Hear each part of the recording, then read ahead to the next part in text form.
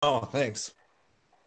Hey, everybody, and welcome. Today, we're going to do a little reading. We're going to read some Ken Ham articles and just discuss his hypocrisy and just sheer stupidity. I know it's an ad hom attack, but I'm not. He's a stupid man. What can I say? So, like if it walks like a duck, quacks like a duck, it's probably a duck.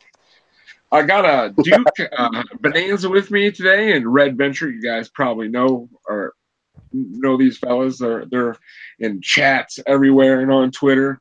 So if you're an atheist and you're watching, you know who they are. So the first article we're going to look at is it's American Atheists. Trips to Ark Encounter and Creation Museum are unconstitutional.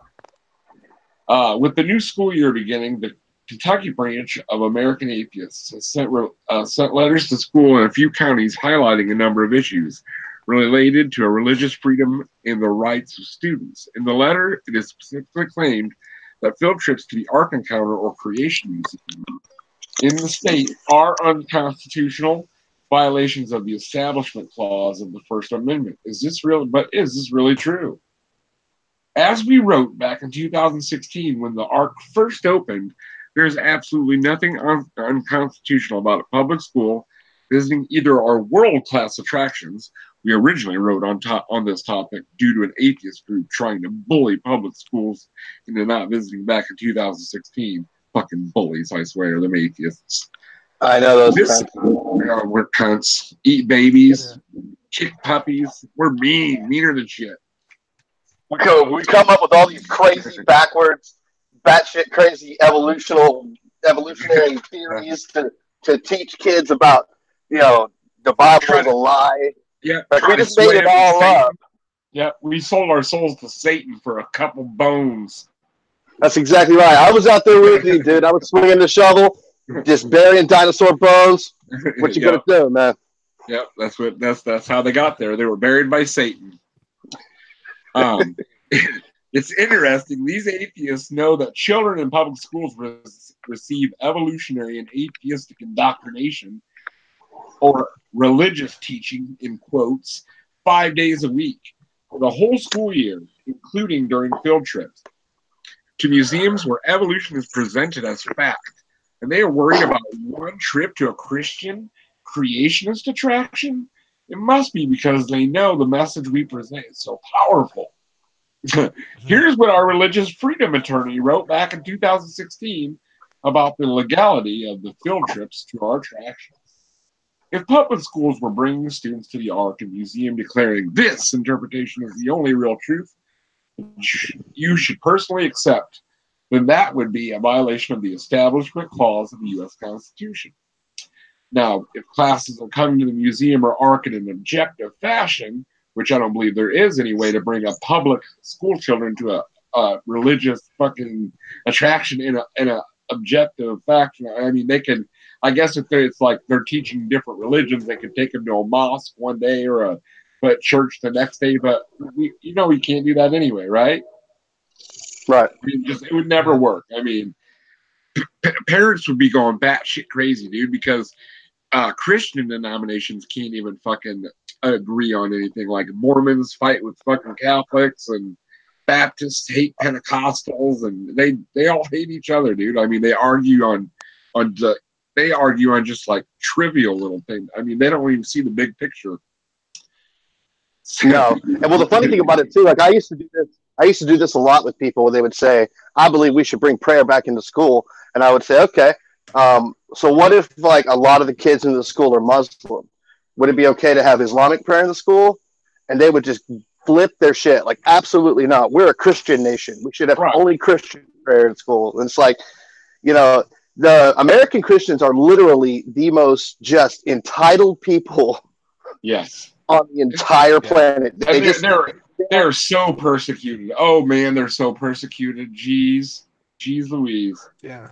It's the war on Christmas, the war on Christianity, because we're trying to get those dirty homosexuals to have equal rights with everybody. What the hell? It's like, yeah, they're a super majority, and they're crying through their freaking inner beer over happy holidays. They're the most entitled people ever, man. Well, if they're real Christians, they're not drinking beer anyway. But yeah, I mean, yeah. I mean, because they say it's okay to drink socially, but who really does that? I mean, is there such a thing? Just drinking socially? I mean, just having one beer? I don't know. I've never done it personally, so I don't know. It might be possible, I suppose. It's possible we can break out the fancy stuff.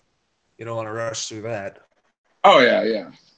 I feel like a fucking 50-year bottle of cognac or something. I get that. You know, you're not gonna just slam that down like it's an $8 bottle of tequila.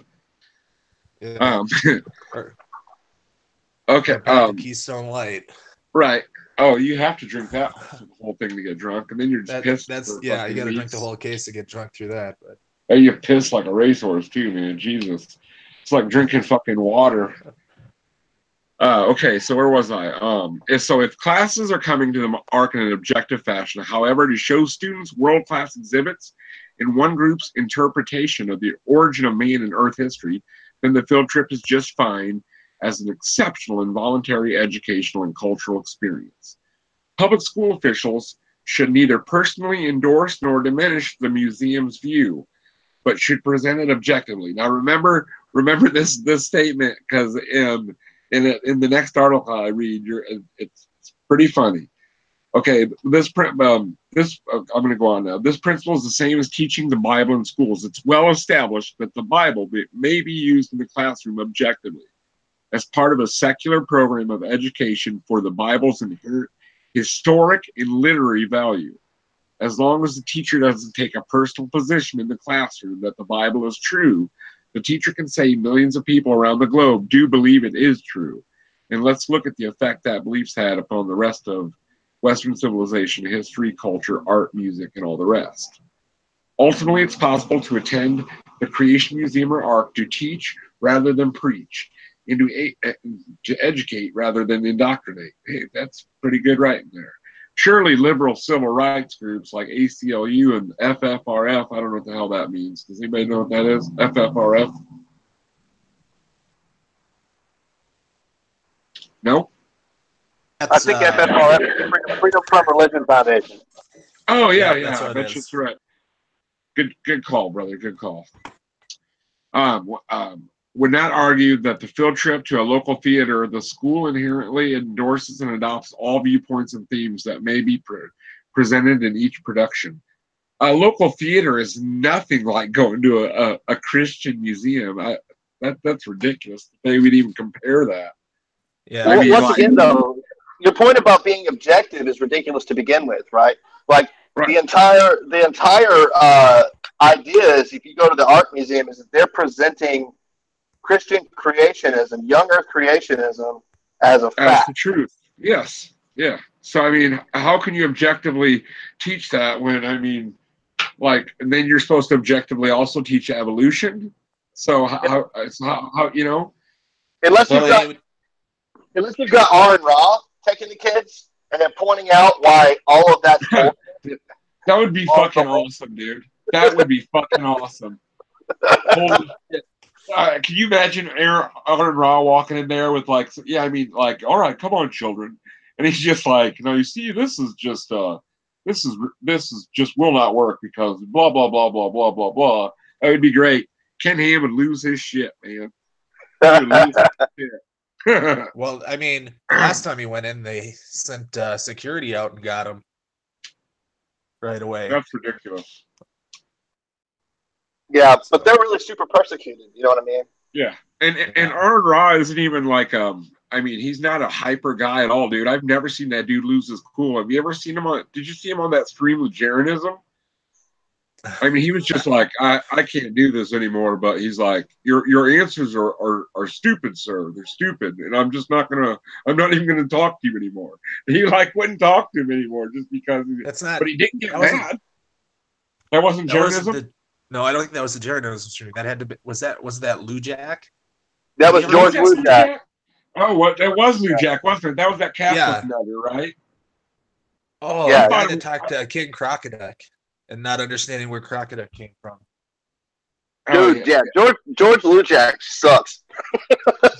That guy Oh, sucks, he's comedy man. gold. Oh my God! That While stream we're with talking him and about- Crocoduck is crazy. Yeah, it is funny. While we're talking about crazy fucking nutter religious people, did you see the interview that fucking Goddess Engineer did with that Matt? What's his name? Matt Solomon. Matt Powell? Is it Powell? Matt Powell. Yeah, that dude is the. Oh my God, he's like Steve Anderson Jr. He's a fucking bigot in training. He's like talking.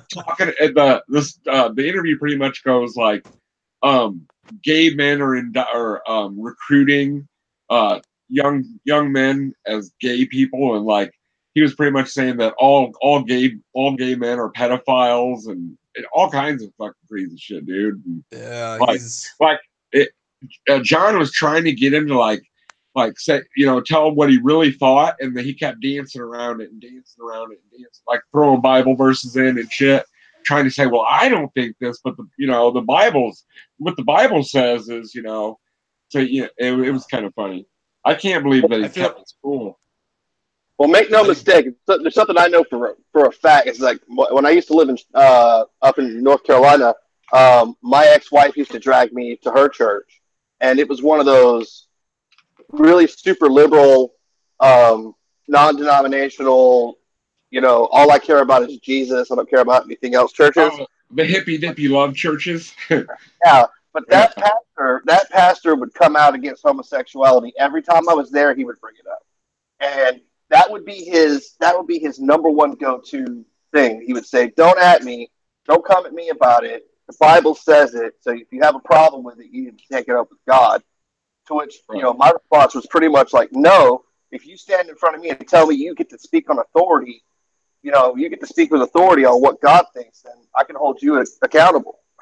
Right. So you defend it.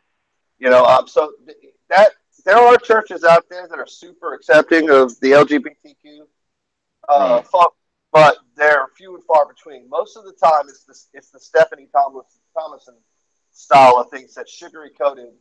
Right. Or they'll try to draw them in and like convert them from being gay, or try to coax them out of being gay or something. You know what I mean? Like do you watch The Three Mormons?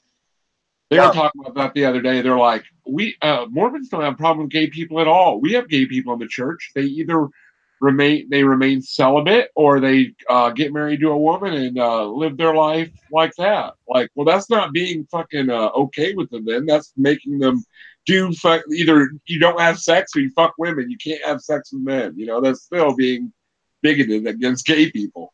Just because you let them in. I mean, but there's stipulations to them coming in, like you must be this tall to ride this ride kind of thing. Then it's fucking it's still discrimination. You must not touch a penis other than your own. Right. If there's any penis other than your own, you can't join the fucking club. That reminds me, have you ever seen them videos where like I can't remember the name of the channel that does it, but like they'll have like random people get together that would like 3 cops get together and smoke pot together for the first time or whatever. Have you ever seen any of them videos like that on YouTube? Yeah, where they bring the different groups together to do it, like they did cops one time, and one time they brought in Mormon missionaries and gave them acid, and fucking at the end of it, it was funny, but it was sad at the same time, because like this guy, he's like, the host gave him a piece of paper. He's like, all right, draw what you think would be a perfect life, and like they all drew something. I can't remember what they drew. I mean, they were tripping on acid, so I mean, who knows what the fuck they drew, but I do remember the last picture, because this guy had a picture and it was folded in half, so like you can only see half of it. It was a sun and then a guy standing there with a smile on his face. And they're like, well, what's the rest of it? I mean, why is it folded in half like that? And he was real hesitant, and he unfolded it, and then like you could see that the guy wasn't just a torso; he had legs, and he had a boner, and another guy was sucking his dick.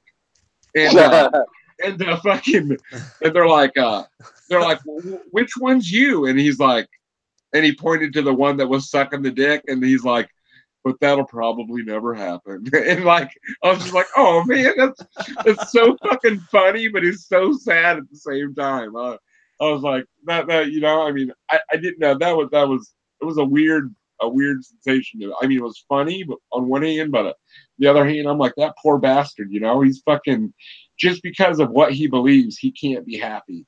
No one should fucking have to not be able to find love because fucking God told them they can't, you know? That's fucking ridiculous. Yeah, it's especially considering the fact that there's no good reason to deny homosexuals being homosexuals. There's no good particular argument for it. There's nothing. They try to bring stuff, but that's the reason why they work so hard to try to connect homosexuality to pedophilia, because there's no other way. Like if they can succeed in doing that, then they show a reason why we should be anti-homosexual. But outside of that, there's nothing. And it's like if you know, they do that in the face of the evidence, like constantly. You see, like you can go online and find the evidence. It's pretty simple, where it just shows over and over again that homosexuality and pedophilia are not even anywhere near the same thing. Right. Yeah. Yeah. And they always want to conflate the two. Like, I mean, I'm sure, yeah, there are homosexual men that are fucking also pedophiles, unfortunately.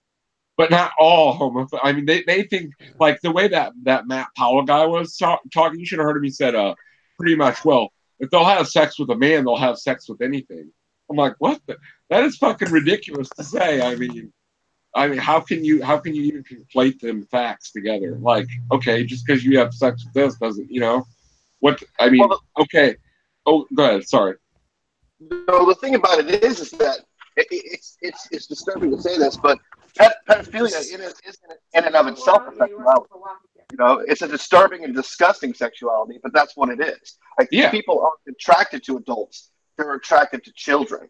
Right. Now, they might mask who they are by being in a relationship with an adult person, to kind of use that like a beard, like they're not really what they are. But like pedophiles, just like children, and that's, you know, like the studies I've looked into were like almost conclusive. Like there's way less chance that gay people will engage in pedophilia than there are what would be considered heterosexual people. Right. That's interesting. I never knew that. Yeah, it's ridiculous. Oh, we should probably finish this article. Let's finish this article real quick. There's only a little bit left.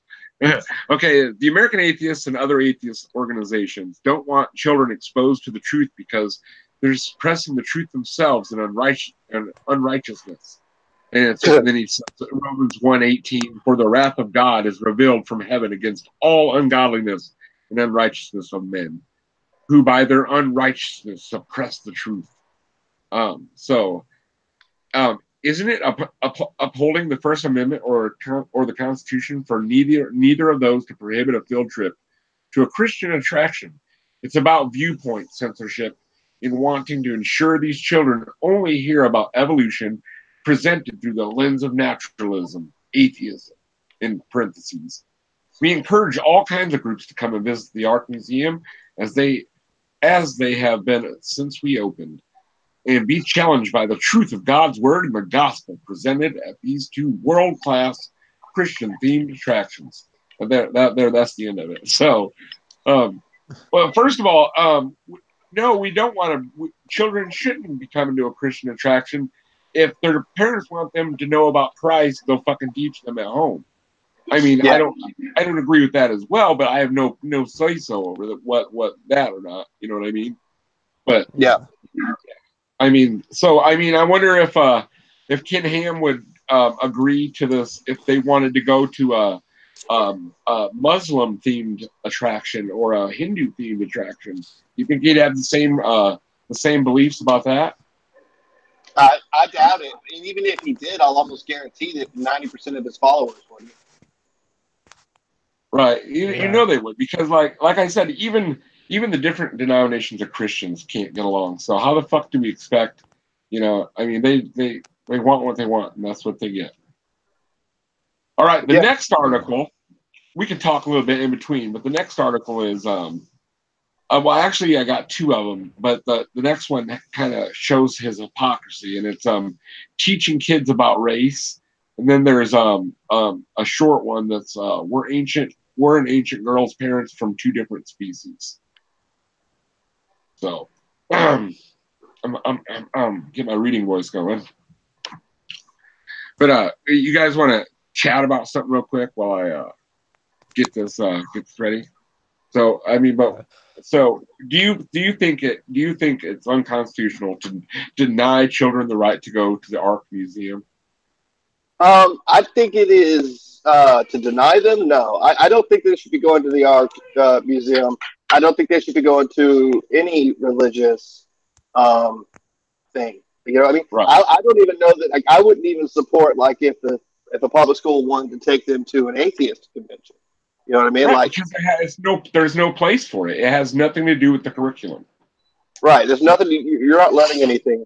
You know what I mean? Like, it's basically, you know, the public education system is to teach the fundamentals of education, to get you prepared for college education. You know, so it's not there for religious indoctrination. It's not there to present religion in any way, form, or fashion. So it would be unconstitutional to take the kids to that. And like you said, like, at what point, like, if we were going to do that, there'd be all kinds of people that would be pissed. Right. I mean, think about any number of reasons. Think about how multicultural schools are nowadays. I mean, Ken Ham seems to think that it's all fucking white. Well, not Protestant, but you know what I mean, white Christian fucking children. But it's not that way anymore, man. There's all kinds of so many different kinds of kids in the classrooms these days, even in smaller towns. You know, yeah, our population's definitely a melting pot. There's no, you know, there's too much. I mean, and some of it might not even be culturally acceptable to some parents. You know, like, Can you imagine what a Muslim family would think about their kid going to a fucking Christian museum? They'd probably get like acid thrown in their face or fucking their like legs chopped off or something. Yeah, well, I mean, it's one, or even a Hindu family. You know what I mean? Right. Well, I mean, it's one thing if it's like comparative religions courses where you're taking them around and introducing them to different thing. Not, you know, that'd be the only way that's okay. But yeah, taking something to a museum that's supposed to be about science, you know, when it's not that, then it's not science at all. You know, yeah. I mean, like, I don't even want to get started on the kinds. I mean, their understanding of evolution is so fucking skewed. There is no understanding, I should say. But you guys ever watch Answers in Genesis, like when like Bodie and Ken Ham and Georgia all like talk about the news or whatever? Only on Apologia. Apologia for that, yeah. Okay, well, all right, well, that's what. Okay, I watch it without Paul sometimes, but like, I don't understand how Georgia can sit up there and I don't understand how she can do her job. She has a fucking PhD in like what, microbiology or some shit, something like that. And I mean, and also be a creationist. I don't understand how that jives in their minds. Like, I know that, yeah, that's what I'm saying. I know that there are scientists out there that are young Earth creationists, unfortunately, but usually they're not in that kind of field. They're in something that, you know, I mean, microbiology, I mean, she has to know about DNA and all that. I mean, she has to, like, I mean, she's read papers, I'm sure, that, you know, I mean, I don't know. Well, it's, well, what it is they're looking for people to earn legitimate PhDs to turn around, to go out and speak in favor of creationism. So it's right. They want that authority. You know, they want that authority, you know.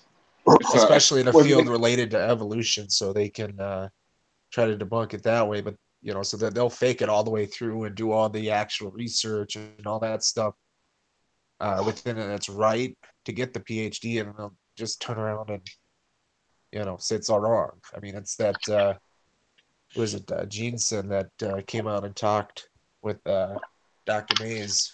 Was it last night or 2 nights ago on Non-Sex Show? Yeah.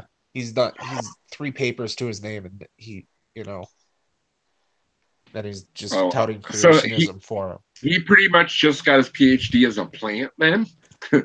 Yep. Like he literally just did enough work to get his PhD so he could fucking have the argument of authority. Like so they have authority on their side. That's fucking insane.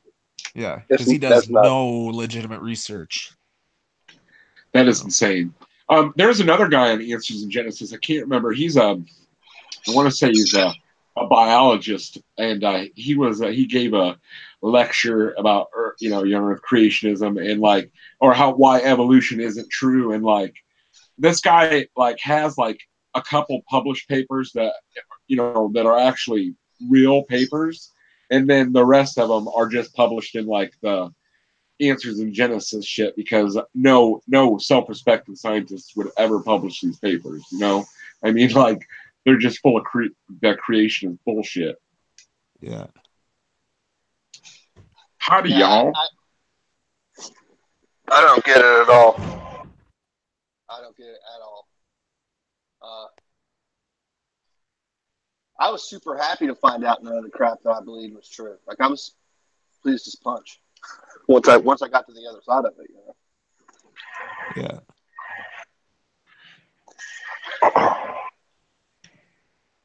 It seems like a lot of work. It just seems like a lot of work just so you can. It's a lot of time too. I think don't you have to go to school for like 7 years? I mean, 7 years of college to have a PhD. Something like that, yeah. Sometimes longer. Could be longer. Yeah, it depends on what you're getting it in. Yeah, that's insane. Yeah, not all of them are plants like that either, but like Dr. Mays was saying, once you get the PhD, it's even more work to make it in academia. So sometimes these creationist organizations are just a better paycheck, a lot easier too. So, right. Yeah, I don't know. I mean, the cognitive dissonance in Georgia has to be horrible. I mean, it has to be horrible. I mean, because she knows real science. So I mean, but I guess when you're convinced of they want to believe it so badly. They do believe it. I mean, they want it to be so true is what I mean. Like that they'll lie, cheat, and still just. I mean, they're like junkies about it almost. Like they'll do anything to get like creationism to be the main focus of what they're what everybody believes. I mean, they're zealots. I guess that would be the best word for it. They're zealots. Yeah. All right. All day. Yeah. This next article is teaching kids about race. Terms like racism, prejudice, and black race and white race are common in news items these days. How should God's people respond to matters of race? What should we teach our children about it? AIG is providing powerful new resources for families and churches to help lead the way in dealing with this hot button topic in the culture. In 1975, for 36 payments of $125. And now remember what I was talking about how before, but remember how they were talking about teachers should be objective only and not tell their views to the children. All right. Yeah. In 1975, my first year teaching science in a public school in Australia, I taught a class where we covered the topic of human evolution as presented in the textbooks.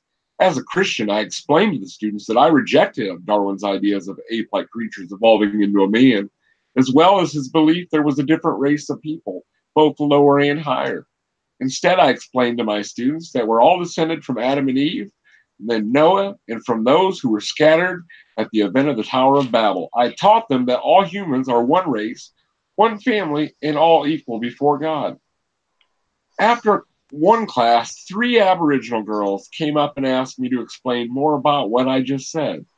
You see, Darwin taught in The Descent of Man that the Australian Aborigines were closer to apes than people with light skin. Yes, Darwin's ideas fueled racism. What a difference it made for these girls when I explained to them they were related to me, and all human beings belong to one race, Adam's race. Is that not the corniest fucking thing you've ever heard? These poor little black girls, once I explained to them, they were relayed to me. The weight of the world lifted off their shoulders. They were perfectly fine. Like, come on, dude. Come on. That's ridiculous. It's completely. And I would say personally, I think that the Descent of Man is one of the most quote mined books. It is totally. It is. Yeah, it totally is.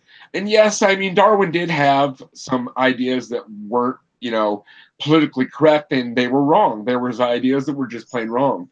But a majority of the work he did holds up. I mean, they're just picking what's wrong about it, not what's right about it. You know what I mean? I mean, we got to understand. I abhor racism, but you got to understand. In the 19th century, things weren't like they are now, and people thought differently. They were ignorant. I mean, it was stupid and cruel, but they were ignorant of how human beings actually are. So I mean, you know what I mean? Well, and Darwin tended to be more progressive on that issue, anyways. Yeah, with race and stuff, so he really gets quote-minded. Well, he was anti-slavery, as I understand it, like super anti-slavery. Yeah. Did you guys ever watch Ben Stein's documentary? Yes, unfortunately. No Intelligence Allowed. I don't know if I have or not. It doesn't sound familiar. Who's it by, or who's the presenter? Ben Stein did it, and I've never seen that. Go ahead. I guarantee you've seen clips from it. Okay. That's the movie where Dawkins talks about alien life or intelligent design. Oh, where they? Oh, I know what you're talking about. Where they use that quote mine where he talks about like how, the alien life life could have came down from outer space and landed on Earth and been playing it that way, and they take it way out of context. Yeah, that's that one. They take everybody out of context. There's an entire website devoted just to debunking that documentary. But that's also they quote mine Descent of Man really bad in that documentary. Like they make it out to look like, well, this is the reason why. Like this is obviously the reason why Hitler got all of his ideas is because of this theory and this book that Darwin wrote, and it's horrifically bad. Right. Yeah. Like they always take everything out of context. I mean, and then or they'll throw Bible verses at you. And that's always their like. If they don't have an explanation, that's their go-to. They throw a Bible verse at you, and I'm like, you can't argue that the Bible's true by throwing Bible verses at me. I mean, that's like trying to put out a fire with a fucking piece of wood. It doesn't work.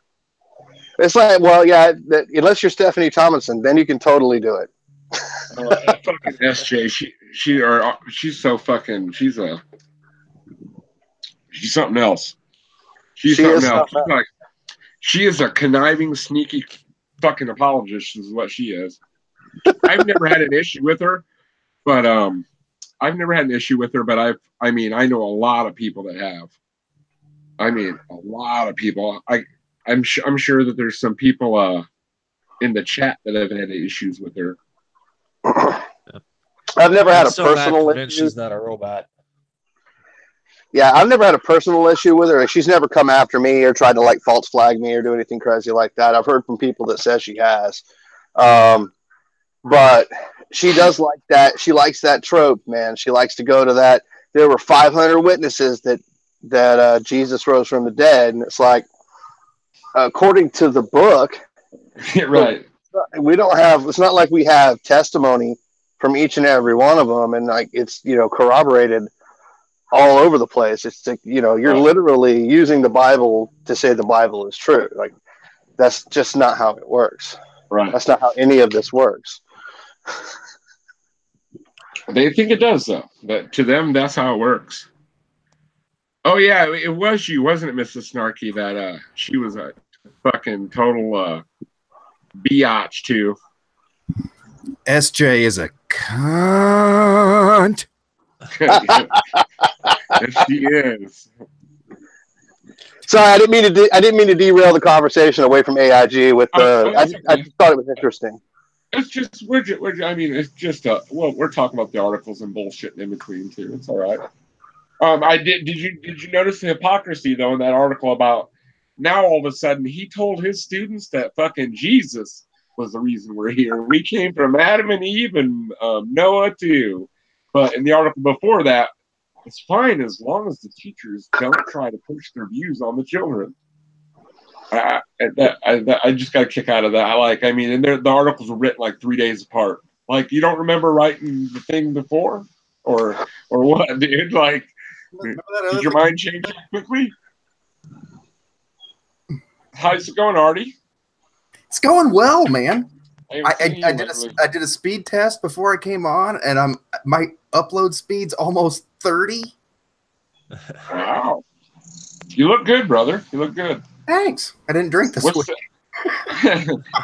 What's the new backdrop, man? Okay, Carl's still there. You just have a wall hanging now. Is that what that is? It's a corrective measure. I figured out that my cheap camera was overcompensating for the amount of green that the green screen created.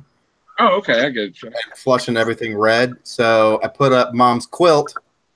Yeah. That took enough of the green out. You know, that quilt almost screams you live in Amish country. For real. It's funny. Like, it should say this is an Amish quilt. If it was an Amish quilt, it would have cost $500 or $600. Right. Yeah, it probably would. Yeah. No, that's what it looks like. I thought it was kind of funny. Nope, Mom made it. Did she? Yeah. She couldn't find anybody else. She couldn't find anybody else that wanted it, so she finally said, "Do you want this?" I bet you that's a dying art. I mean, it's people. You know, I mean, Mom didn't do it until she was well into retirement. She just started doing it 5 or 6 years ago. And wow. I am amazed by how much product there is just for quilting. Jesus, I mean, does she do it by hand or does she use a machine? She's got 2 machines. One of them wasn't enough. She's got probably $3,000 wrapped up in sewing machines. Wow. Not that they don't have it for it. But. So is that like her hobby now then? Does she do it a lot? Yeah, it's she doesn't just do quilts, but she makes bed runners and table runners and placemats and napkins and whatever anybody else. Assless chaps. She's gotten to the point now where she's got friends of hers that are asking her to make things for them and paying her for it. So it's all really just an excuse to be away from my dad, which I get. Right. Hey man, off subject. Is that a Blues Traveler hat you got on? It is. That's awesome, dude. It's what kind of hat is it? Blues Traveler. I've never worn it online before because that's kind of misshapen. It got crushed in a box during one of my moves. But yeah, I'm a huge Blues Traveler fan. It's the only tattoo I have is this cat. Don't be ashamed of that hat. Look at Steve Shives. He has a hat with a half-inch dust on the bill. Yeah. So you know. It does. I got some schmutz over here, and I started to scrape it off, and it looks like jizz. I wonder if GI ever got his accomplishment of getting Steve Shives to block him. Did he, Mr. Snarky? That's the question of the hour. Did GI get blocked, or did he get Steve Shives to block him? Did anybody witness the fucking shitstorm that blew up at me? Oh, fucking Chrissy Austin. Oh, dude, I was there. Shit, she was ready to jump down everybody's throat. Is that when was Caitlin Cole and Shannon and Staggs involved in that one too? Yeah, Caitlin made one comment, or it wasn't even Caitlin. It was it Shannon that made it? Anyway, yeah, Shannon started the whole thing because and I made one innocuous comment about that. It referenced his wife, and she fucking lit into me. And then I got up this morning, and it's still fucking going on. Yeah, I can't see it anymore. Because she blocked me. Christiosity blocked me. Oh yeah, no, she blocked me almost immediately. Like she said she made some comment.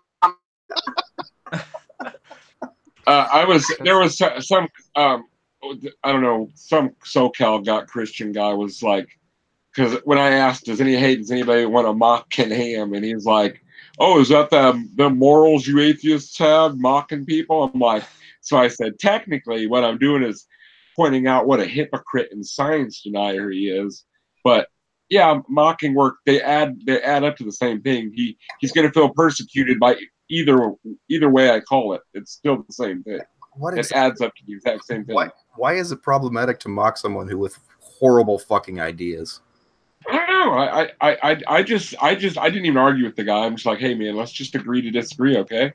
And he couldn't argue with that. He's like, okay, and I'm like, all right, cool. Who was it that said that? This SoCal theist, I think he is. Oh God! I'm like, so he was busy throwing Bible verses at somebody else, and she had some fucking great comebacks, dude. I was like, I gave her like one of them. I was like, that's comment of the day, 2 thumbs up. I can't remember what it was, but it was like pretty much. I mean, the premises of it was she was calling Jesus a dirty hippie, but I mean, the way she said it was so fucking. It was beautifully worded, man. I was like, oh my God, that gets mole seal of approval for the day. I mean, that's some snarky shit there. I mean, there's not many people that can out snark. Well, besides Mrs. Snarky, obviously. But I mean, but I thought I liked smart ass humor, so I thought it was great. Yeah, I throw the smart ass humor at SJ all the time. But she put up something the other. She tweeted out something about if you're in a bind, turn to Jesus and he'll help you out, throw you a rope. And I retweeted it and said, you know, it took my lady friend a solid 30 minutes to get those binds just right. We don't need Jesus. That was I remember that. I remember that tweet because I said, don't you mean more like chains around your neck that'll weigh you down and make you feel guilty and lose self-esteem or some shit like that? You know, that's exactly what Christianity will do to you. Yeah, I'm surprised I'm not blocked yet. I'm surprised I'm not blocked. But then again, it took me a solid 1.5 years to get blocked by Eve Kanainen, and I was trying. I was actively trying to get Eve to block me. Yeah, that's insane. I got blocked after two tweets to her. I don't know her, so I'm gonna have to hit her up after this and see how fast I can get blocked. She's a shitstorm of word salad, dude. I'm pretty sure I've been arguing with a bot for the last 3 hours. And the bad thing is it's winning. No, it just keeps saying the same fucking things. It isn't Helen O'Henzo? Yeah, no, fuck no. That dude can't. No, that dude can't tolerate anything that I have to say, and he flipped me almost immediately. I blocked him, and he just made a new account and followed me again. I don't understand how the fuck he does that. It's not that it's not just that he's been blocked. He's been kicked from Twitter over and over and over. Like 15 times, dude. Like literally, I've heard that word on the street is that he's had like 30 or 40 accounts or some shit. I mean, don't you? All you need is a VPN though, so you can change your ISP, right? And then you can start an account over and over and over again. But he uses the same name. How is that not an obvious thing? I don't know. I mean, it's not like he's named Tom Smith or something. You know, I mean, Tom Jones. He's not making much of an effort to not get kicked off every time he gets back on. And as soon as he gets on, he starts in with like homosexuals are degenerates, and he has nothing nice to say ever. I've never heard him say anything nice. If you're ever in a conversation with him and you just want to get rid of him and get him kicked off of Twitter, just say something nice about gays, or ask him how he feels about them, because he can't control himself. It's like putting a mountain of fucking cocaine in front of me and saying, "Don't touch it." Right. I won't touch it with my hands. Yeah, I'll quit touching it when I'm dead. Right. That's how I explained to someone the other day about how cocaine makes you react, how it makes physiologically, and I told him that like you could literally give the Pope a big line of good cocaine, and like 10 minutes later, he'd fucking suck your dick for another line, or at least give you his hat. At the very least, he'd give you his hat. Be like, man, look, dude, I'll give you my fucking hat. I'll let you wear the ring. Right. Like, you can sit in my chair, whatever, dude. I don't care, man. But can you cut me another line? I'll let you wear the ring. Oh my God. Yeah, cocaine is bad stuff. Yeah. Cocaine is a hell of a drug. Yeah, I'm not condoning its use in any way, by the way. Just saying that right now. The only thing, cocaine's cool for about the first 15 minutes, and then from then on, until you quit using it, you're just jonesing the whole fucking time. It's horrible. It's actually a horrible, horrible time. Yeah. It really is. Much rather snort just a teeny little bump of meth than a whole bunch of coke. We also don't condone that, but I agree. That's like that Dennis Leary joke. That's like that Dennis Leary joke. He's like, you ever had those guys like, hey guys, let's get an 8-ball. It'll last us all weekend. Like 4 hours later, the same 4 guys are like, let's get another 8-ball. Yeah. Well, that's absolutely true, and I don't think it would last 4 hours between 4 guys. That's only 3.5 grams, man. That ain't gonna last very long. I had one. See, it was 2 of us driving from Indiana to Colorado. We're really off topic. I drove 847 miles of it straight. And you were sitting on the hood the entire time. The whole time I'm thinking of that Robin Williams bit about doing cocaine. Yeah. You know, you're doing cocaine and you're driving your car and you wake up on the car and you're doing cocaine and you can't sleep because you're on your car. And yep, that's cocaine. Yep, pretty much. All right. Next article.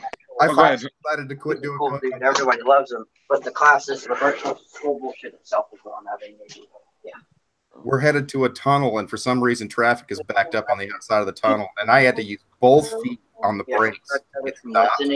And my foot was just going back and forth like this the whole time I'm fucking hitting the brakes. I'm like, okay, I'm done. I thought my fucking heart was going to explode, and that was long before the first heart attack. Yeah. That's probably what caused the first heart attack, just 20 years later. Pretty sure it was the cholesterol. It was the bacon. Yeah, it was the cholesterol. Well, it's the cholesterol's hereditary, but between the heredity and then the beer and the smoking, and the sedentary lifestyle I've fallen into. Right. All right. So okay. Number 10. Oh yeah, where was I at in this article? Let's get back on topic. You're starting a new. Hold on. I know I started a new one. Oh yeah, I did start a new one. I'm sorry. Oh no, it was the race one. Yeah. Oh, I read it. I read enough of it anyway. He also talks about he's just pretty much talking up at AIG. We also have blah blah blah blah blah blah. You know, just I mean, they're pretty much just like. Have you ever watched a Kent Hovind video lately? Like the first 20 minutes of it is him fucking begging for money and people to come and build his fucking dinosaur Adventureland. Did you watch him last night? No, I haven't watched him lately. I haven't. I need to catch up on some videos. I haven't been around for like a month or so. I mean, I've watched a few videos here and there, but I've been busy. It's harvest season, man. I'm busy. It's harvest season. Last night he did a debate with RJ, and RJ just RJ Downer. Yes, RJ. Oh wow, I mean, I would not want to argue that he fucking signed his own death warrant. It was fucking brutal, dude. It was awesome. It was literally was that on the Non Sequitur show or what was it on Steve McRae or RJ's channel? It was. I'd never seen that channel before. Oh man, Snarky. I guess I could probably just look up RJ and well, you just hit him. I'm sure he'd be happy to point you to. Oh yeah, I could probably ask Cy Strike. He'd tell me too. Although I don't think Cy was in the chat. Well, I'm sure someone will know. Actually, I was watching that when I was being unfollowed and dropped or blocked by Chrisiosity. Oh. So I get hit in the DMs by Jags. He's like, dude, did Chrisiosity just block you? And I'm like, well, I know she unfollowed me. Hang on a second. I'll go check about the block. Yep. Yeah, she blocked me. I'm surprised she was following you to begin with.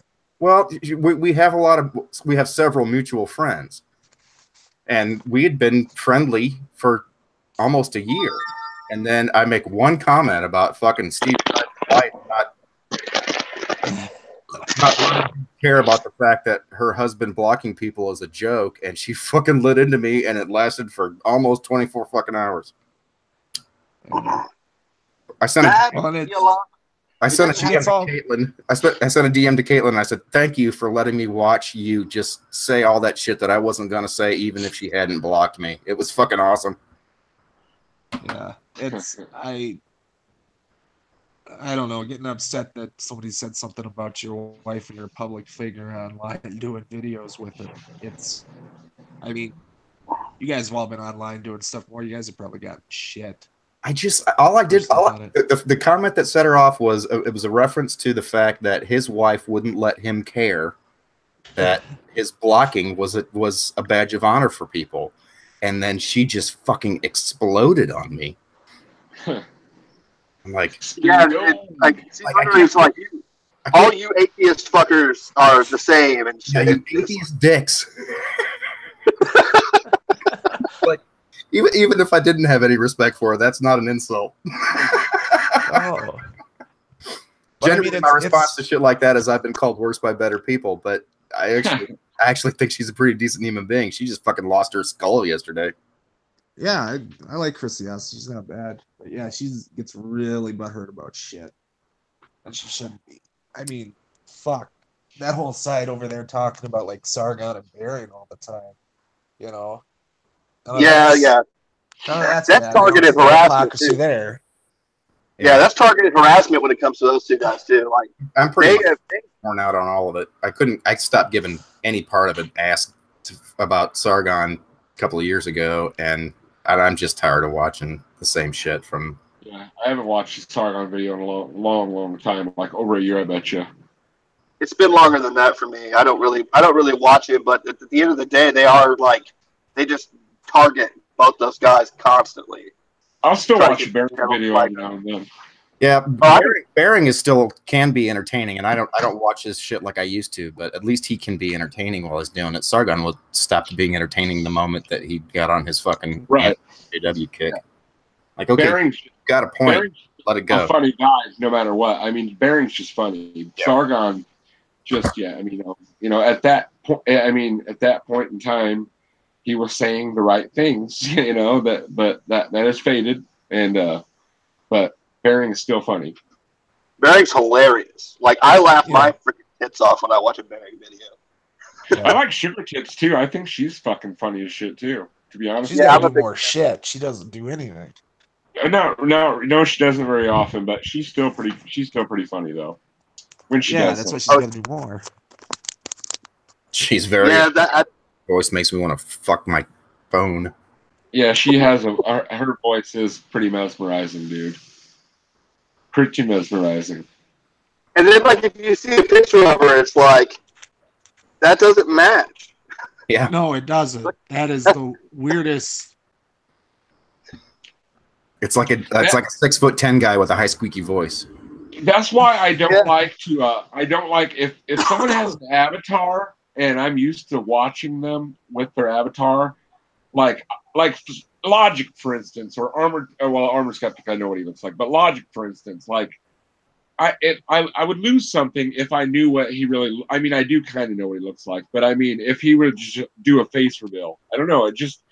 You lose something from it. I don't know. I kind of like his character, His face kind of matches his voice.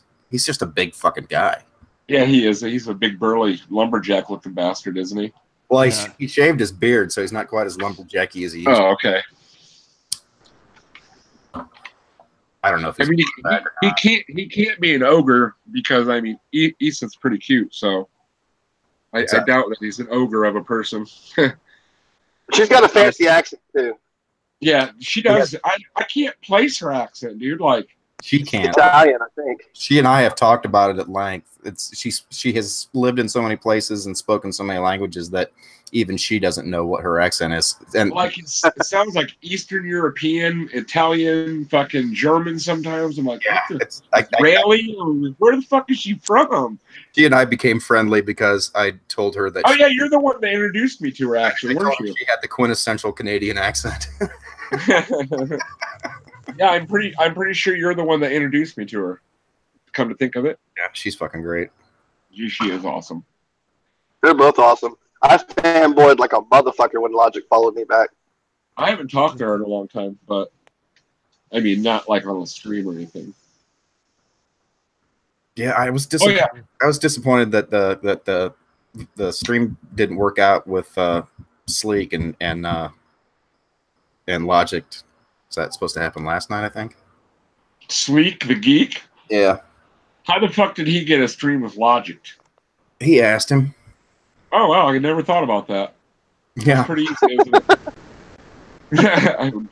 Duh. That's pretty easy. Because I mean, like, I asked Gallus Cranium and he said no problem. I mean, he's pretty big too, so was it a cause? I think was supposed to be on there too, and he just became a pretentious prick lately. I think, just my opinion. Yeah, I'm just saying. Who is? Yeah. He's always been a pretentious. Actually, I think prick. he's less pretentious than he used to be. Yeah, really? Maybe I haven't. Maybe I haven't watched him lately. I haven't watched him lately, so I'll give him a go. But I did like him though because he is eloquent. Who is it? The Wizard of Cause.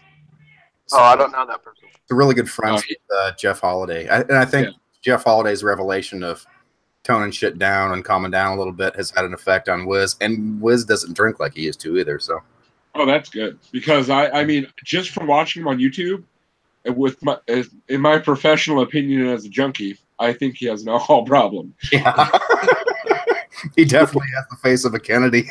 Right. His nose was a little ruddy. That face of a Kennedy. That's great. That YouTube Saints episode, he got absolutely blasted when TJ came on, and when they had TJ Kirk come on there. Oh, it was just crazy watching it through how drunk he had gotten that night. Yeah. Sometimes when people are too drunk, they should just shut their stream off. Because they whose stream did Nick get dinged with AJ last year? Oh, you didn't see the stream with what? I'm trying to remember what he was on. He was there with Poisoning the Well, and was that a Warski stream? No, because Sofane was there. Who are we talking about? Warski went there. No, are we talking about Wizard of Cause still? Yeah. Yeah. Okay. Was it Dieter's stream? It might have been Dieter. In fact, now that you say that, I'm sure that it was. Because I think it was supposed to be one too. I think it was supposed to be an interview with just the Poisoning the Well guys, and then Jeff came on, and then Wizard of Cause came on. Yeah, just run around with it, just nuts out, and then then his AJ was topless. Yeah, you should not get too drunk. I mean, if you're just drunk and having fun, like Psystrike's streams, I mean, everybody's fucking wasted. You can't get a word in edgewise, but it's all friendly though. I mean, like it's just people yelling random like, "You're fucking stupid. That ain't how the sun works." And, I mean, but it's not vicious in any way. So, and they're not. I don't know. They're just not making. I mean, they're making asses of themselves, but not in a horrible way. I mean, nobody's trying to shit on anybody other than the just your normal drunken assery. Your normal drunken assery. I've had a few beers on like Neil's after parties. You know what I mean? Yeah, like, that's fine. If I'm going to something like that, we're just going to be razzing each other and talking shit and more or less having a good time. I don't really worry about it. But if somebody asks me to come and talk about something serious, it's like, yeah, I'm gonna stay off the sauce. Right, or at least keep your consumption down to a level that's acceptable. You know what I mean? Like, you don't drink fucking 3 of them in a half an hour. That's never a good idea anyway, because, well, that's how I usually drink when I used to drink. Okay, I got one more article I want to look at. This is, were ancient girls' parents from two different species? Dun, dun, dun. Okay. I'm guessing the answer is no. Well, I think they were. We're ancient girls' parents. Oh, I'm guessing they're going to say no. Yeah, they're probably not even going to. They're probably not even going to be the different species at all. They're probably just different kind of humans or something we haven't seen before. Okay, we're ancient girls' parents from two different species. The scientific community has been buzzing with the recent news that a small bone fragment recovered from a cave in Siberia is the remains of a 13-year-old girl whose parents belong to what they call two different human species, Neanderthals and Denisovans. Her ancestry was revealed by a study of her mitochondrial DNA from her mother and her nuclear DNA from both mother and father. The results showed her mother was a Neanderthal and her father was a Denisovan. Now, this is surprising in a biblical worldview? Not at all. Neanderthals and Denisovans are not separate species, though they are labeled as such by secular scientists. Creationists have been saying all along that both are fully human. Their unique characteristics just reflect some of the variety that God built into the human genome. Much of this variety, and even some unique lineages, such as these Neanderthals and Denisovans, have died out over time. This young lady and her parents lived after Noah's flood, likely during the Ice Age. And they can trace their ancestry back through Noah's sons to Noah and through Noah to Adam. While secular scientists may be confused and surprised by what they call interbreeding, we are not at all. These are all humans, all one race, all made in God's image. Genesis 1:27. We all know that. So God created man in his own image, blah, blah, blah. Neanderthals, so of course. Neanderthals and humans, same thing. Yeah. Yep. Same thing. Denisovans too. So of course they can reproduce with one another. When we start with God's word, we get an accurate picture of the world. So what scientists were surprised by this? I have no idea. What scientists were surprised? I mean, we know this could happen. We've known this for a while. Yeah. It's creating buzz. And I'm pretty sure that Mike Helmick's clear picture of the world described by the Bible is very different from anything Ken Ham or AIG or Kent Hovind or anybody else had to say, because he's a flat earther and he gets it from the Bible. So clearly there's a little wiggle room in the truth.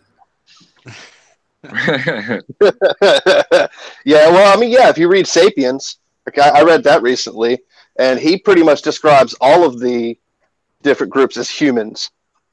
He just says they're all human. They're all part of the same genus would be human anyways. Yeah. Yeah, they are humans. They're just different. They're just, I mean, they're hominids. We interbred with them too. That's what it would be basically. Yeah. I mean, that'd be like a zebra and a horse having a kid, right? No, that wouldn't even be the same because their offspring are sterile, I believe, aren't they? Yeah. Does a zebra and a horse have a child? Yeah. What do they call that? Anybody know what that's called? Zorse. Zorse? Yeah. Hebrew?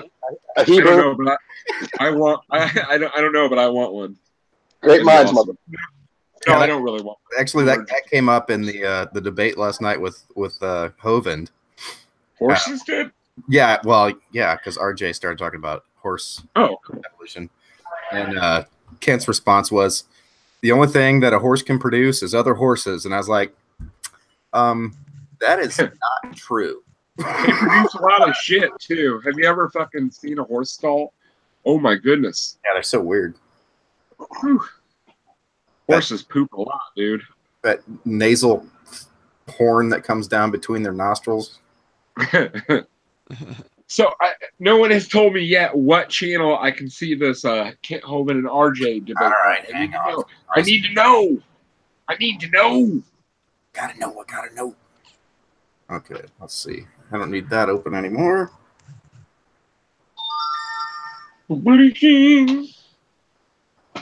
Let's see. It'll be in my. That's what I'll do. Oh fuck! That's gonna be a list. I'll find it. I find it. Let's see.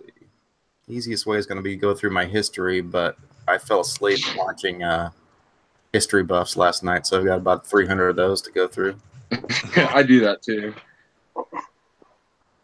Hey, that's a good way. If people need their if people need view time, like you need hours on something, just fucking put it on their videos and go to sleep. And fucking when you wake up in the morning, put it on autoplay so it plays all night long. You know, then they'll have all kinds of hours of watch time. I've gone to bed with my computer watching my own videos while I went to bed and watched other shit on my phone. So yeah, the stream with RJ and Kent is over on Modern Day Hysteria's channel. Yeah, I'm gonna Modern Day Hysteria. I'm gonna post the link in the side chat. Okay, cool. Boop, right there. Awesome. Awesome sauce. He's the one that debated Zod on Lansec, a couple weeks ago. I thought the guy did a really good job of staying out of it.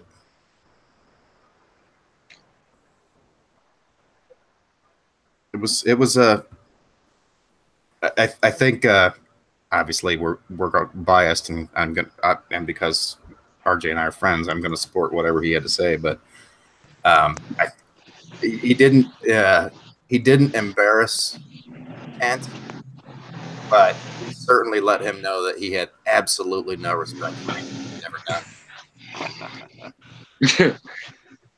I'm sure it did embarrass Kent, but I mean, it wasn't his intention. I mean, I don't think RJ's not malicious at all, dude. So watch it.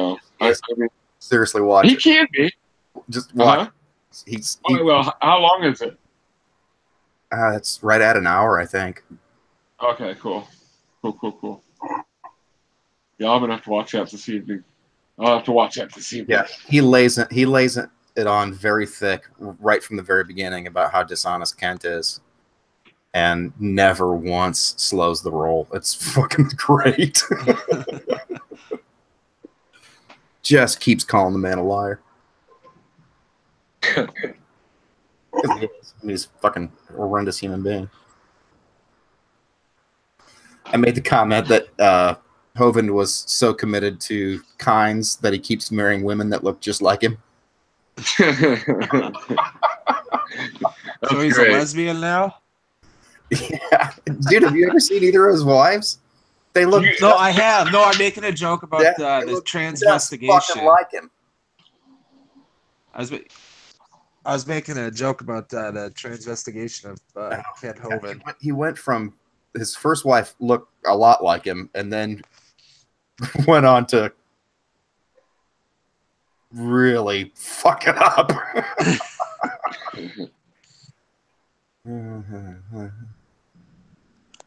Yeah, Kent is such a... Oh, go ahead. Sorry. It's nice to see such a good Christian guy getting divorced all the time.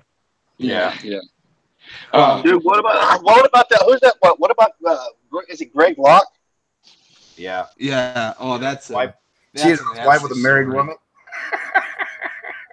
He was giving her pastoral guidance, sir. Pastoral guidance. I was giving her spiritual guidance.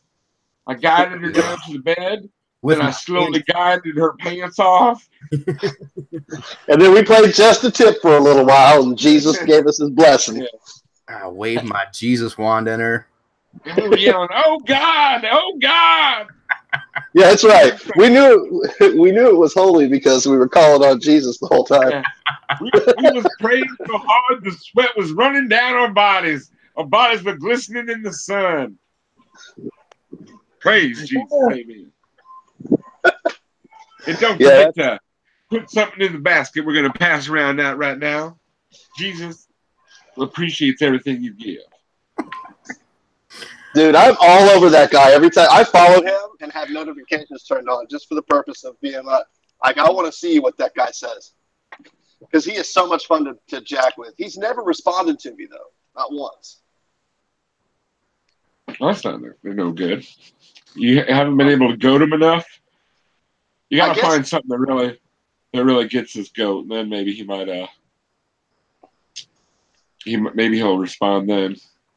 I know he put on one time like you you atheists don't really understand how how boycotting works. Just boycotting In-N-Out Burger because they support the GOP. And I was like, yeah, so we don't give money to people that give money to things that we don't agree with. That's nothing like a boycott. that's not the actual definition of the. Well, I'm not lighting my shoes on fire while they're on my feet, but I mean, I don't go to a store if I don't agree with their policies. I mean, is that what a boycott? I mean, I'm not that extreme that I'm going to burn my feet off, but I won't go to a store. It doesn't take any energy to not go somewhere. Exactly. Yeah, I stopped eating Domino's because they donate a shit ton of money to anti-abortion causes. I don't spend. And you've had 2 heart attacks. Yeah. That doesn't help. It hasn't had a huge effect on my diet, I'm afraid. Oh, come on, Artie. Yeah, well, you gotta take care of yourself, brother. Biggest change in my diet has been the amount of pills I eat. That word you just said, eat, that's like a tell of a drug addict. Like, normal people don't eat pills. Like, they would never even think of eating a pill. They take them. They take them or swallow them. They don't eat them. That's like a drug addict tell. My phone even refers to my daily intake as my my daily pill salads. You have to take so many pills in the morning you can't even eat breakfast because you're already full. I take 18 pills. Jesus Christ. I mean, I've taken that many before, but that's for a different reason altogether. Yeah, that was recreational. Yeah. Wasn't a good time in my life. No. I got a bottle of Vicodin when I got my last tooth pulled. The guy wrote me a script for 26 fucking Vicodin. I'm like, sweet. More of them. We still got 22. You're better me than I. They would have been gone within 2 days, I guarantee it. I mean, I wouldn't even trust myself to own any at the moment. Like, it's been 5 years, and I still would want my old lady to hold them just because I don't trust myself with opiates at all. I mean, I don't think about doing them. We can talk about it. It doesn't bother me. But if I had them in my possession, I can't say that I wouldn't abuse them. I mean, I don't know. I can say that under no circumstances would I ever do cocaine again. But right, you know what I'm saying? It's just in my best interest to keep them out of my reach. You're probably gonna tap the bullet if you throw it in front. Right.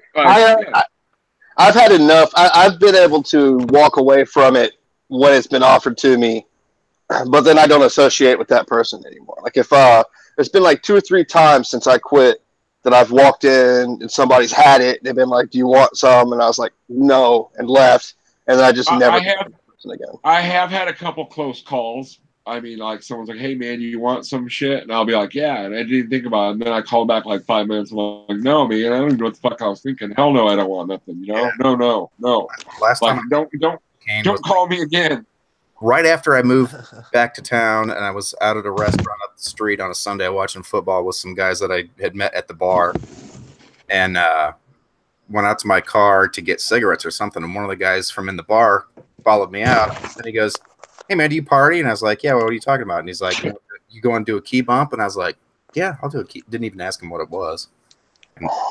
Who cares? Just you snort it up your nose. It's good. Yeah, it's gotta be something. Well, so long as it's not heroin, I'm pretty much down. So that was the last time. I took like 3 key bumps out of his little baggie and gave it back to him, and that was the last time I touched it. Yeah, I did do a line of coke a few years ago just to be polite, and it sounds weird, but like. Someone's like, "Hey, man, they cut out some lines. They're like, you want some?" And I'm like, "No, not really. You know, it's not my bag, man." And they're like, "Come on, dude." They were insistent, and I'm like, "All right, fine, I'll do it." And like, it was so cut up, dude, that like, I didn't even have to worry about jonesing after I was done doing it because it was fucking, it was fucking so stepped on. It was horrible, dude. Yeah. I'm like, man, I just fucked my nose up to be polite. Yeah, all I can taste is baby formula and diesel. Yeah. You really had to poop afterwards, though, right? Yeah. Oh, really, Justin? Thank you for letting me know. That's funny. It makes me think of that Sam Kinison joke where I don't remember which stand-up it was, but he said he was tired of the party name that he had because he would show up to parties and people would like cut him out a 2.5-foot rail of cocaine. And he would do it just because he didn't want to let him down. He didn't want to be impolite. And then they'd cut him out another one and be like, do you want another one? He was like, no, I'm going to go in the back and pray to God to live another day. Right? Yeah, it sucks so bad that he finally got himself cleaned up and then died in a fucking car accident. Yeah, that's ironic, isn't it? Like, I thought that when I first got clean, I'm like, you know, like when I first got off heroin, I was like, no, wouldn't it be ironic if I fucking like, because I started working out after I got off heroin, I'm like, wouldn't it be ironic if I like died on a treadmill because I fucking wasn't used to exerting myself?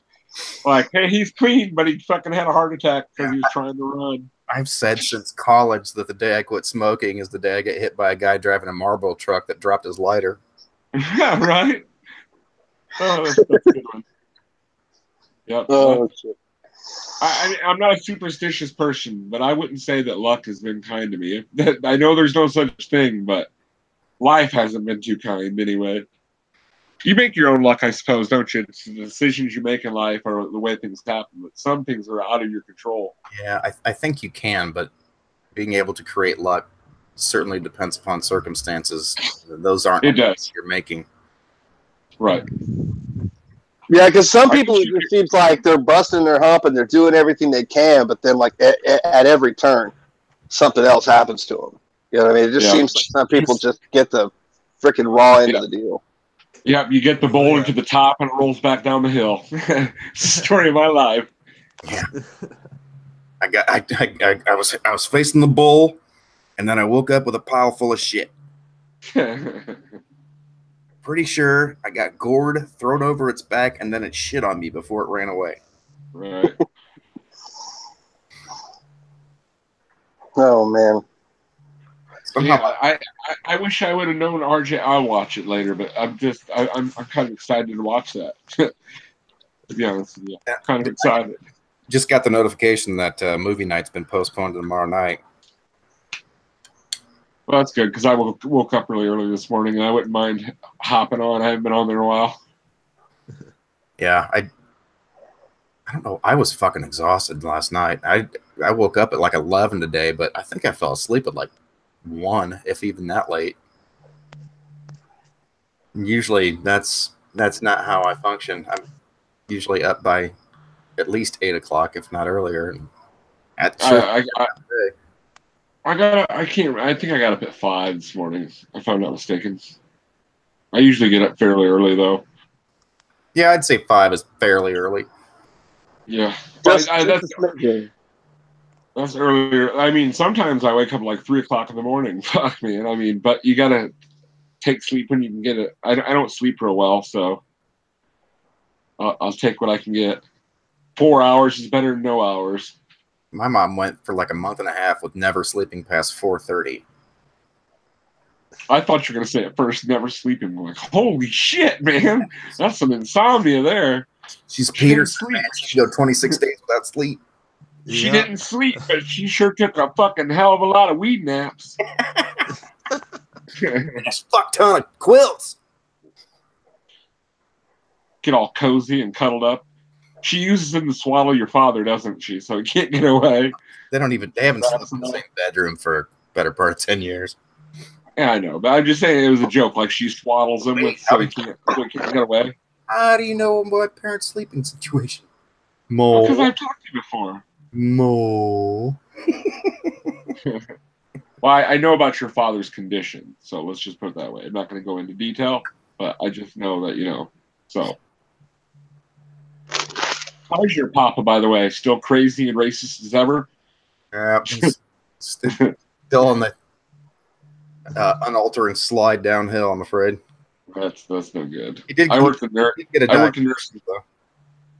in nursing for a long time, and it's really hard to see. Like I remember one time I worked in a nursing home, and a local grocer was a resident, and like he was just in his like 50s, and he had Alzheimer's, and like to see someone that I grew up going to that store every day from like kindergarten fucking on, dude. Like it was the neighborhood, you know, like mom and pop store where you could go and get like a soda or some candy or whatever.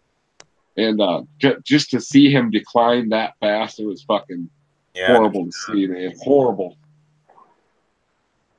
Yeah, one of my parents' best friends died last month, and their oldest son is my age. We've been friends since, I don't know, second or third grade, something like that. But I hadn't spoken to him for years because he was diagnosed with schizophrenia while he was in college. Oh man! And he's a mess. I wonder why schizophrenia reveals itself when you're in your early 20s usually. Well, he had a raging coke habit and was using steroids. He was on the Purdue University football team. And I mean, yeah, I'm sure that drugs can induce psychosis, but I mean, I don't think that can make you schizophrenic. I mean, I think that has to be. I think that the decision ultimately was that had he not been doing both at the same time, it probably would have, if it was going to set in, it would have happened much later. But he wasn't able to finish college, and some really weird shit. And I worked on a psych unit for 8 years, dude, and I seen some. I mean, mental illness is no joke, man, and people shouldn't like belittle mentally ill people. It's hard. I mean, especially schizophrenic, man. That's got to be rough, man. Yeah, I had some asshole. I was being absolutely sincere that I was at least marginally convinced that the person I was talking to had some symptoms of schizophrenia, and then one of his buddies chimed in and said, "Yeah, you probably think schizophrenia is a personality disorder or multiple personality disorder." And I was like, I fucking hate little kids, man. I think if you're not at least 30, you should have to have your fucking photo attached to your Twitter. I think 30 should be the age limit to get a Twitter account, but there's still be people acting childish on there, so that wouldn't help much with it. I don't want to get involved in a conversation. I had a lengthy fucking conversation that went on for a couple of days because I'm trying to give this kid some slack, but he said something that was just emblematic of somebody who just didn't have much fucking life experience. I know exactly what it was now that I think about it.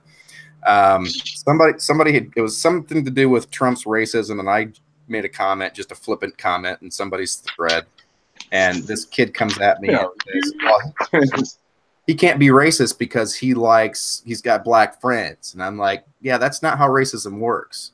Right. And he's like, no, that's exactly how racism works. And I was like, okay, right now my immediate go-to is that you're maybe 18 years old. And he's like, oh, so now you're an ageist? And I was like, you're kidding. Is that a thing? Ageist? Yes. No, I'm an ageist. Stupid because you're 18. I was 18 once, and I was stupid as well. Ultimately, what I ended up saying was, look, I said it as a recognition of the fact that you lack life experience and you sincerely don't know any better. But if you insist, fine. You fucking retarded dick knuckle. How can you be this fucking stupid? Does that feel better? You brought this on. That makes me think of the guy beating his wife, and he's like, you know, I don't want to do this to you. Taking his belt off. You brought this on yourself, girl. Brought it on yourself. You didn't want to do this, but you put the damn pots on the bottom shelf of the dishwasher again. Yeah. Some redneck shit. Girl, you brought this on yourself. You have no one to blame but yourself. Artie, you've been involved in a couple of crazy threads on my Twitter, haven't you? With Inane Dragon, we had a couple of nutcases get on there. It went on for like 6 days. Yeah, we had a couple of them back to back a week or so ago. And they get some of the craziest people to fucking comment to him, dude. Like, I see a lot of like, where do you pick these nutters up at? I think his name must attract loonies. I don't know. I don't know. I know that my tweets attract them. Like, I tweet something out, it could be innocuous and somebody will show up. and just be a pure idiot. And not all of them are theists. We had one guy that was an atheist and was just wrong about friggin' everything. The kid that couldn't fucking grasp philosophy at all. Yeah, the one that was like, philosophy is useless. Only science works. I'm a pure scientist. And then he didn't know anything about science. I actually saw the exact opposite of that today. I wish I remembered you that was in that conversation. I'm like, dude, you gotta fucking see this. It's the exact inverse. This guy is ripping inside out and saying the exact opposite shit. That science is useless. It's all about philosophy. I'm like, okay, that's just fundamentally fucking stupid. If you think philosophy is that fucking important, first of all, you don't understand how axioms function, so you don't understand philosophy to begin with. You must demonstrate that an axiom is actually axiomatic, i.e. true. Hence the name. Yeah. Or hence the saying, I should say. Puff is my fucking hero. That's what I have always called Inane Dragon. I just call him Puff. But he's my fucking hero. Why has he called him that? Puff? Do what? Puff. Puff. He's the magic. P-U-F-F. Yeah, okay. Puff Puff makes more sense. Puff the Inane Dragon. I'm actually working on like a parody of the original Puff the Magic Dragon. Are you? Right now as we speak. I'm going to record it and throw it out there in a little while. But yeah, no, I love it because like Puff will come into the conversation and just rip them to shreds, like tear them apart, and they don't even notice, like they don't even see it. But like everybody else watching it is just like, you're just getting destroyed. I actually had that Answers in Rocks. The geologist actually gave me, it was almost the exact same compliment. He said, I was complimenting him on how he tries to deal pragmatically with stupid. And he said, and I was just, giving him credit for it. And he said, I said something about he should do something differently. And he said, you are way more George Carlin than I am. He said, I thoroughly enjoy watching you destroy someone before they even realize you've made an argument. And he said, by the time they realize it, you're already done and have moved on, and everybody else is just sitting there going, did you see what he just did? Hell yeah. I love it. I try to be, I'll be polite to anybody that enters the conversation politely and wants to have a good conversation. But like the last theist I had, it was on one of my No God tweets. And the guy came in and was like, my God is the beginning of all energy. Debate me if you dare, motherfucker. And I was like, okay. Jesus. I wish you'd have shared that one immediately. Dude, Activist was in on it. Activist was in on that one. But like it started off like that. Fast forward 2.5 hours, and he's like, okay, I guess you win for now. At least it's an honest dickhead. Oh, it was ridiculous. I'm perfectly happy to deal with if you're that fucking ignorant. I genuinely feel bad, and I will take the time to try to educate you, so long as you're willing to participate in the fact that I'm, genuinely making an effort. But yeah, if somebody starts in, I tried. I'll make one comment, and so long as they haven't been just objectively insulting to someone, it'll just be, very just a bland fucking comment. And depending on how they respond to that, I'll either engage the thread, or I'll end it immediately, or I'm just going to light into you until you tell me that you've got me blocked. Because there's some people I don't even debate, like the Blanco Indian, that guy. Like I don't even debate him. All I do is get in there and tell him he's got a head shaped like a pear. Every single time. You got a pear head, man. Last time I talked to him, he said something to the effect of something about, you probably don't even realize that I'm, what did he say, he used the word part Cherokee or part, whatever tribe some distant family member of his was a part of. Cherokee people. Yeah. And I was like, dude, I know this isn't your first fucking Twitter handle, dude. We've talked before, and this is the same Twitter handle I've had all along. It's funny that you didn't remember it. It's got a lot of fucking syllables in it, and they're all spelled wrong. Yeah. I'm 1/16 Cherokee and 15/16 Jew. Oh, that's funny. What's that fucking song? I've got a fucking song in my head, and I can't. All I've got is the tune. It's okay. I'm looking for the name of a famous Native American chief.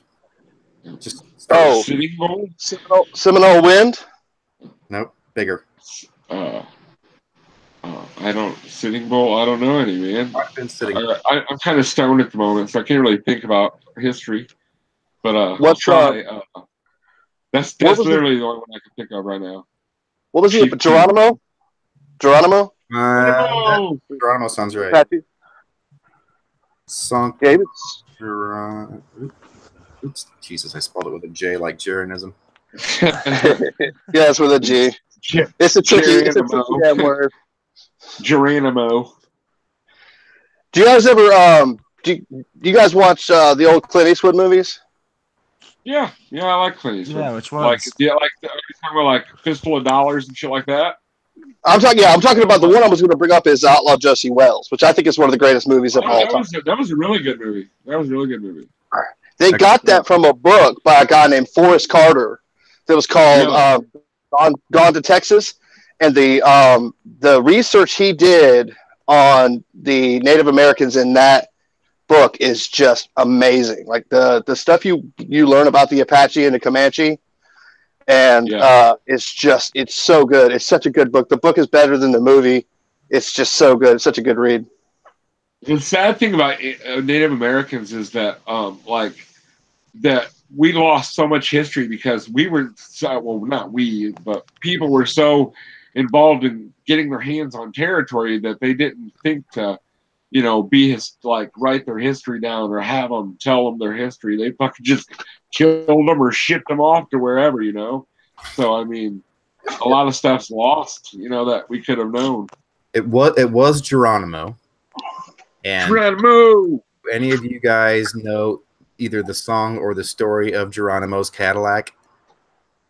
No. Can't say that I do. It was eye-opening to me on a lot of levels. Most of all, I never attached the era of Geronimo's life to the existence of automobiles, let alone Cadillacs. I mean, either. But he was offered a Cadillac if he would leave the land and move to the reservation. Hey, we'll give you a Cadillac, man. Actually, it wasn't offered to him. It was given to him, and he never opened the door. Wait a second. When did Cadillac open? How old is Cadillac? Like 1916, 1918, something like that. That early? I didn't know that they were open that early. I knew there was other companies besides Ford, but I didn't know Cadillac was one. I didn't realize that Oldsmobile was the oldest running car company in America before it was. What is it? Oldsmobile? Yeah. 1890 something. Wow. That's crazy. The next oldest is Buick. I didn't know that Chevrolet was the name of one of the Cadillac designers. Anybody know? Yeah.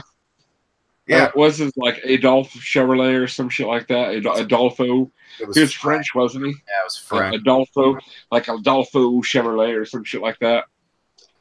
Alphonse Chevrolet. So I can't remember. I think it started with an A, though, if I'm not mistaken. I could be wrong, though. Asshole. I don't think it was asshole. Asshole. I mean, he might have been one, but asshole Chevrolet. I don't know if that was his name, though. It was Joe Isuzu, asshole Chevrolet. Billy Ford. Billy Ford. Henry sounds kind of silly too, but I mean that's his real name, so we got to use something different. Billy. Hank. Give me a Billy Ford. Hank Ford. Pigeon Ford. Hank Ford. That's great. Hey, Hank. My house was this is another thing. My dad. That was the rest of that fucking conversation with that kid. Was that I made the comment that my dad was a big fan of Bill Cosby and Richard Pryor. So what you're saying is that he's not a racist because what you say is more true than what I know about my dad. Yes, the fucking kid had the stones to say yes. Your dad's not a bigot. The fuck he isn't. Finally, I started out by saying it's funny. Maybe he meant not compared to him. I kept writing, quote, NIGG asterisk asterisk end quote, and it seemed like I wasn't making any headway with this kid about how my dad threw that word around. I was like, okay, fine, I'm gonna stop just pretending. Yeah. My dad calls the NBA goddamn nigger ball. Dude, the other day I was with a friend of mine, and he actually said something to me about and I couldn't believe I was having this conversation with someone. He was like, Adolf Hitler really wasn't that bad of a person. I'm like, what? I'm like, I was like, and that's exactly how I said it. I'm like, what? Settle down, Ava. And he was like, oh, he wasn't. I'm like, dude, get out of here with that shit, dude. I said, we're not even gonna entertain this idea. I'm like, Hitler was a fucking horrible person, dude. There was nothing good about it. It's like Rick and Morty. He couldn't even draw well. Yeah, it's like Rick and Morty. You're like Hitler. Only Hitler cared about the Germans or something. He wasn't a complete nihilist. Oh shit, that's funny right there. I don't care who you are. That's funny right there. The reason that Hitler started World War II is he's not many people know this. This is just the bit. Not many people know this, but Hitler was a vegetarian, and he was a painter. So apparently one day he's going, I can't get the fucking trees to. I will kill everyone in the world. Yeah, Eddie Izzard. Eddie Izzard.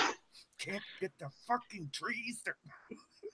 Yeah, it's like thank you for flying Church of England. Take her death. I'll have the vegetarian. That's funny. Did any of you guys ever see the crap? What happened? What? Brain freeze? Duke freeze? Yeah, something weird happened with my phone. Did you guys ever see the article I wrote on my blog about I called it "White People and Anthropological Study"? No. I broke white people into 4 different groups, and like the first group is like the outright racists, and the second group is like the people that are racist but don't realize that they're racist. And the third group is like normal white people who aren't racist but don't really know why everybody's so angry at them all the time. And the fourth group is that I'm not like all the other white people. I think they were the most racist ones, almost though, dude. Like the fucking ones that kiss up like to black people. Like no. The most racist ones. First, my dad, and category B on that list was my ex's mom, who actually said to my ex, "I'm not a racist. I might be a bigot, though." That's funny. I told a story. It was just funny because you were talking about like how your dad was. I told a story in that blog about like this thing that happened to us. Like we rented a budget truck, my ex-wife and I, and we had moved back to Myrtle Beach. And I dropped this budget truck off, and all I really want for them to do is to look at the truck and give me back my $250 deposit. Right. That's all I need. My son's sitting in the car playing his Nintendo. We go in, and the lady's like, "How y'all doing today?" So, well, we're pretty good. We're just returning this truck and just want to get our deposit back. She goes, "All right, my husband will go out there and have a look at it. Is that your son sitting out there in the back of the car?" And I swear to God, I had to stop myself. The exact thought that jumped in my head at that moment was, no. That belongs to a friend of mine. I'm just holding on to him for collateral because the dude owes me a debt. Like,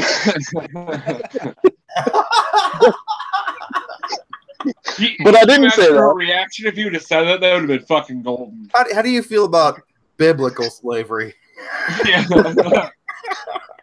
So what do you think about indentured servitude? That's what I said.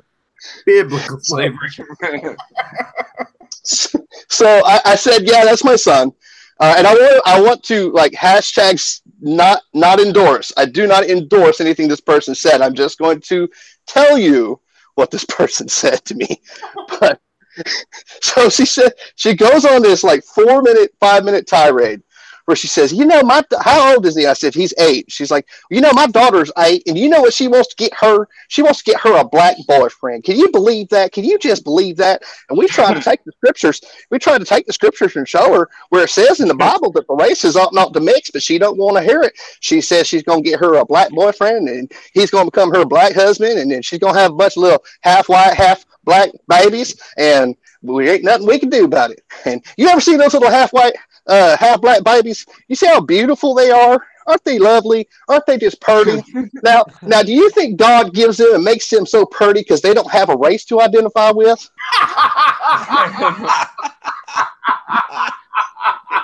Coming next week on Mayberry 2018. And I'm sitting there. I don't know what to say.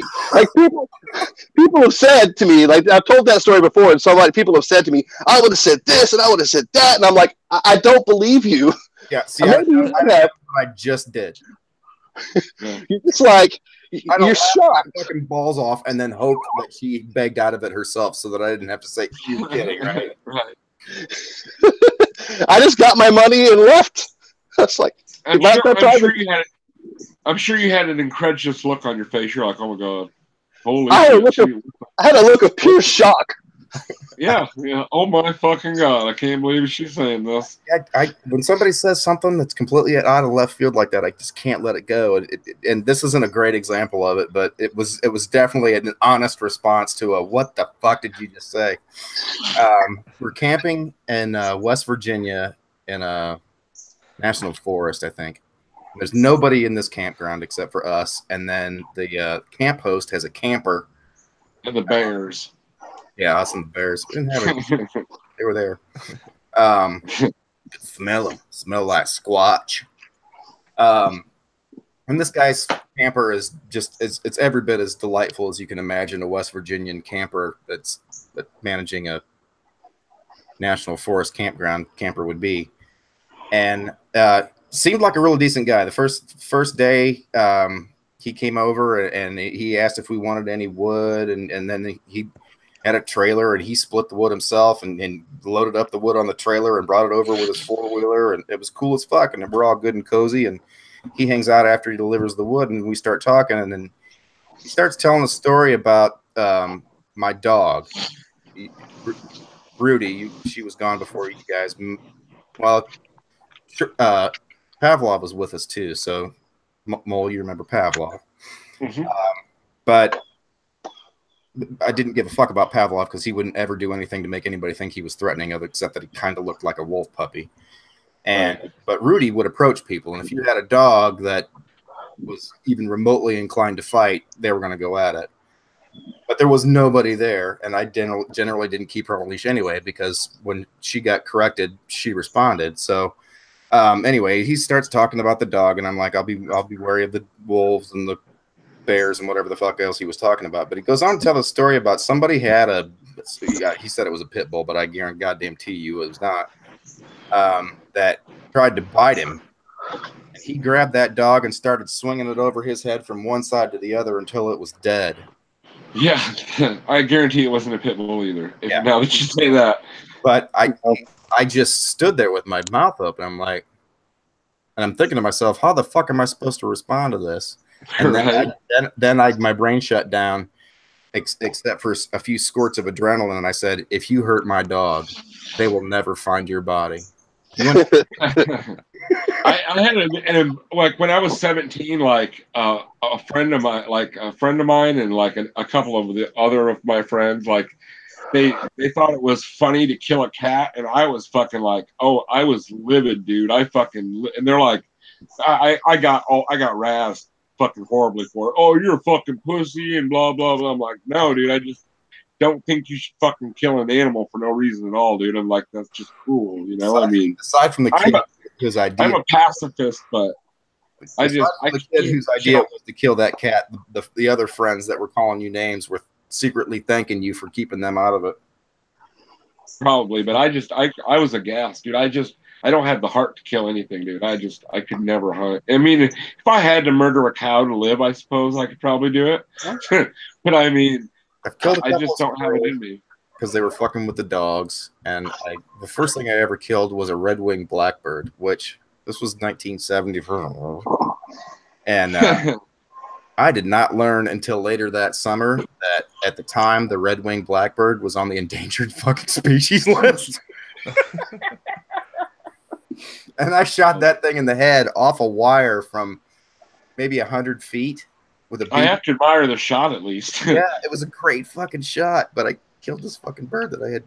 I had no notion that I was going to get anywhere near it, let alone hit it in the goddamn eyeball and kill it. Right. Your fucking Red Rider. Your Red Rider actually went 100 feet. Yeah, the first two reasons that I don't own a gun are, one, I might use it. Two, I'm a really good shot. That's funny. I have a shotgun in the house. Huh? I sincerely don't trust myself with a gun.